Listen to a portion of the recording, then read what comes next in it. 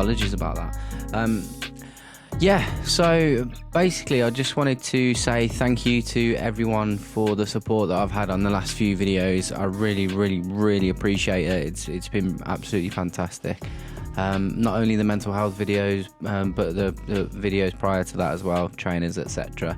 But I just wanted to touch upon some things prior to me putting out that mental health video. As I said, I really appreciate the support. I didn't expect as many people to get in touch with me as they did, but I'm really happy that they did. So obviously that was about me and my past experience, or kind of present experience with anxiety and depression, which obviously started last year in terms of the worst bout I've had. I've dealt with it for about 10 years, as people know. And I just wanted to make people aware that, you know, I'm not necessarily anywhere near in the kind of headspace that I was last year. That video was more about me trying to reach out to people that are going through something similar, who essentially want to talk to people but feel like they can't.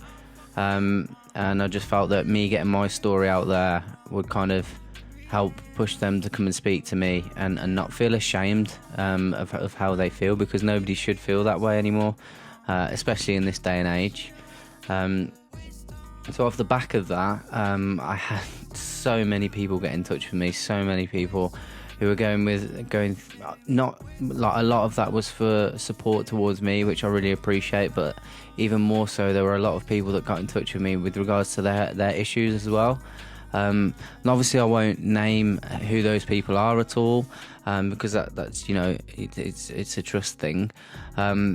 So off the back of that, I was thinking about trying to set up some sort of group or some sort of event to kind of get us all together and get everyone to kind of talk to each other, and everyone to kind of progress and talk through their issues and share kind of best practices in terms of how people kind of deal with their issues on a day-to-day basis, or how they don't deal with them, and kind of, you know, want some advice on what they can do because they feel like they can't talk to anyone else. So that's kind of the goal. Now there's a lot of Facebook groups available for that sort of thing, but because they've become so popular and they're a national thing, it can be things can go amiss. So the majority of people that got in touch with me were people that I know or know through someone else, so all very local. So it would be kind of cool to set up some sort of local group or event. I was thinking about that anyway, and some people have very close to me have put me in touch with an organisation. Sorry, I'm talking too much. Put me in touch with an organisation that essentially are trying to break that stigmatism of talking about mental health, and that group is called Time to Change. So they receive, in the grand scheme of things, a very minimal amount of funding, but what they allow people to do, like people like myself, is to kind of apply to become a mental health champion in the local area. And when I say the local area, I mean the whole area in terms of Worcestershire. So I went to a meeting today at the town hall in Redditch, of which there were quite a few people there. That I don't think I'm talking out of turn here. I think I was the only person there that had kind of, other than the person that was actually delivering the kind of seminar, so to speak, that had actually gone through any sort of mental health issues, or it came across that way, as I was the only one that openly spoke about it.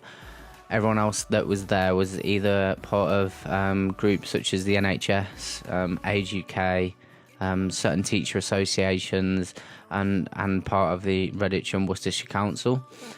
The reason they were there is because they want to get an idea of what's going on and how they can help to tackle essentially the stigmatism against mental health, because the be all and end all of this is that we want people to feel comfortable and be able to live their life and not feel like they're debilitated by this sort of kind of condition. So it was really insightful and really helpful. I'm really excited about it. I can't go into too much detail as things aren't set in stone as of yet, but I will be applying for some funding via the meeting that had gone on today.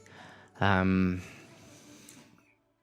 off the back of that, I was able to speak to 3 people from the council who are very well respected within the council and are very open into helping me fund some sort of project locally.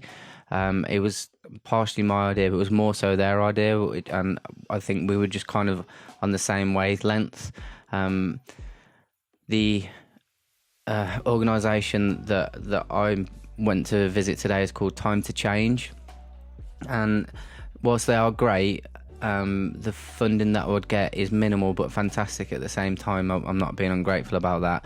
The only thing that got me is that I can't use that funding to set up an event as a fundraiser to raise more funds, which just didn't make sense to me. So off the back of kind of expressing that concern, as did several of the people that were there from the council, we kind of had the same ideation and hence ended up talking to each other about doing something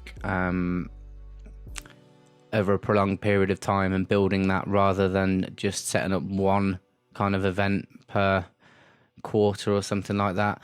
We're actually looking into now doing something on a 6 to 8 week basis, and just building it from there, loads of different events. So I'm really, really excited about that, and I just kind of wanted to share that with yourselves. I know I've ranted a little bit here, so apologies for that.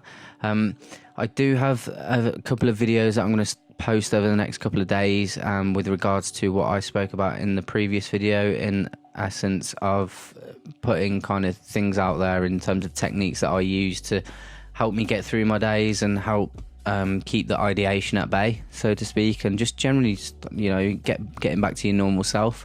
So they are up and coming. One thing that I would really, really recommend people having a look into if you're struggling at the moment is something called the CBT handbook, especially if you're currently looking at a CBT, as I know quite a few of you that I spoke to are. You'll be on a waiting list, and unfortunately it can be quite a long waiting list, so picking something up like this would be really, really great. It's, as I said, it's CBT is all about kind of rewiring your brain in a sense of how you process those thoughts and understanding them and kind of compartmentalizing them, so to speak.